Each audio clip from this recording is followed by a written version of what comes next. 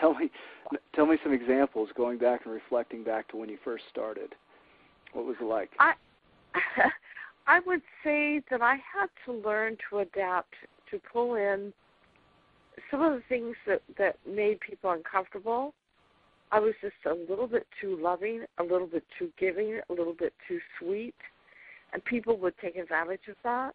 Okay. But I learned how to temper that and help people get comfortable with me and learn to mirror what people wanted, because everyone has a different style of connecting, Nick. So over the decades, I learned more and more to mirror how people communicate what is comfortable for them. Other than that, my building this program, even though I did what I was taught to do in traditional training and exercise physiology and science, I did what was required, but I went above and beyond that and taught these other things that had people coming back to me in droves. Okay. Because it gave them results. So you didn't just do the norm. No, I would call me, maybe not abnormal. Abnormal, I would call myself super normal. Okay. I would go above and beyond, take the higher road, right? Yeah, I like that, super normal. The road less traveled. Yeah.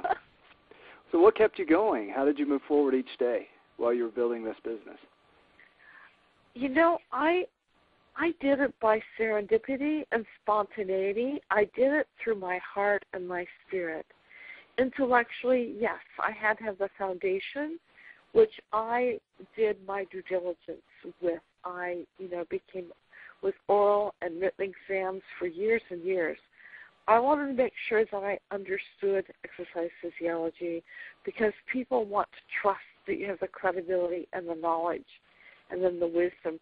And then when I had that, it was easy to do a quantum leap higher from that and go beyond and give so much more and give extra that people really wanted and needed. And has it been an easy road for you to get to where you are? Or tell me about some of the barriers you had to overcome. I would say some of us get in our own way. And one of the things that I saw, and I mentioned it a moment, in our prior conversation and your questions, I think that when you're doing too much to be a people pleaser, it's one thing to help people find their benefit that they're searching for, that they want. But as far as how to be the best trainer or how to run the business, I think that when you become authentically you and don't try to be what everyone tells you, do this or do that, no, just do what works for the people you're helping. What works best for them in the way, the modality that works best for them, trust it. Yeah. And stop trying to please and do things somebody else's way. Because what I have is so authentic and so completely original that it's not a cookie-cutter modality. For example, I've had a lot of people really put the pressure on me for a decade to create visuals. Okay. And then I have science backing me up 2 years ago that when you're looking at a keynote speaker or a PowerPoint presentation, you lose 80 to 90% of what you would have retained just by looking away from them to put down notes. And I noticed that was happening. People were losing a lot of what they would have been learning because they were watching me.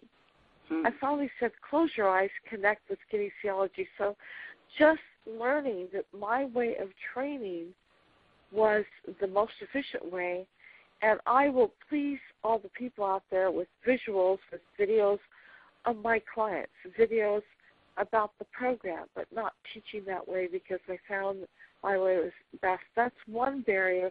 The other barrier was, as much as I want people to get the science of this and the value of this and the help of this, for 30 years people came to me not for their health, Nick.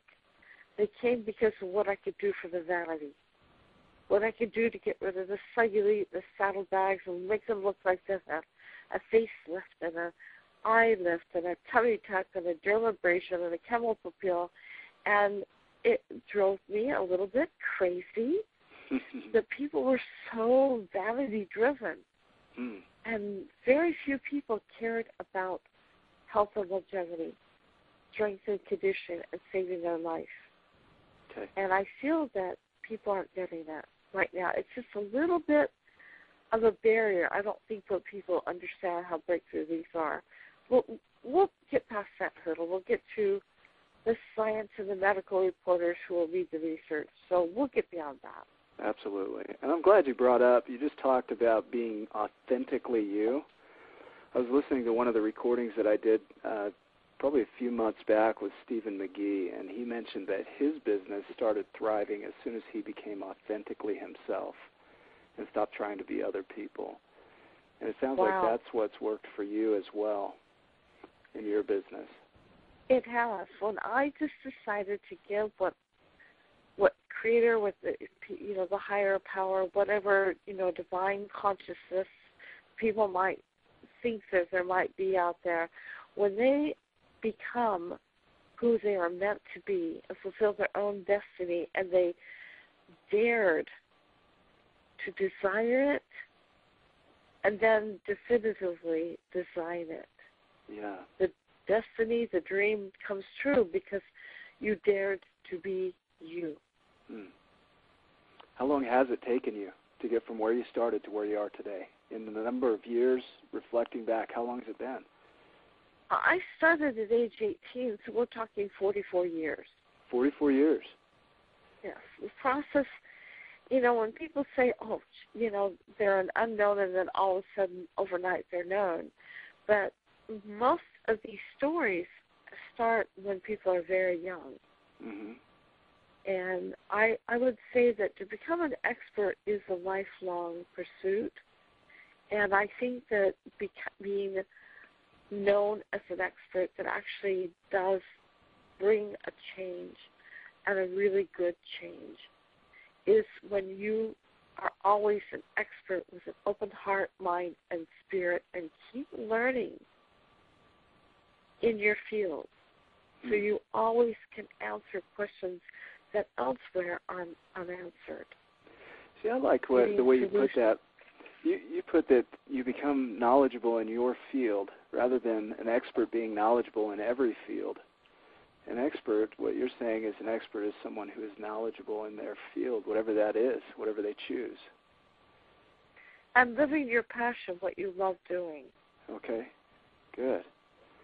And one of the definitions I use as an expert, going back to the original root of the word, is that it's a person who's wise through experience, someone who's tested and tried. Do you think that defines you? Oh, my goodness, tested and tried as a person with the empathy. I mean, as I told you before, I had so many challenges. I would say I'm a non-athlete who became very, very good and expert and almost extreme in my ability to do well. I became a very good water and snow skier and extreme skier, hit a hole-in-one in golf and beat out 49 women in tennis. Whereas as a freshman at ASU in college, I could barely return a volley or create a serve that would actually hit where it was supposed to go. And that is a place of evolving when you have the desire and that determination, and as I previously said, dared to definitively design my destiny. You can do so much more. It is really about your attitude of gratitude, when you really are grateful for what you have, and every little thing is, for me, a thing to rejoice and be grateful that you have. It gets you in a place where you're open to receive more so you can give more.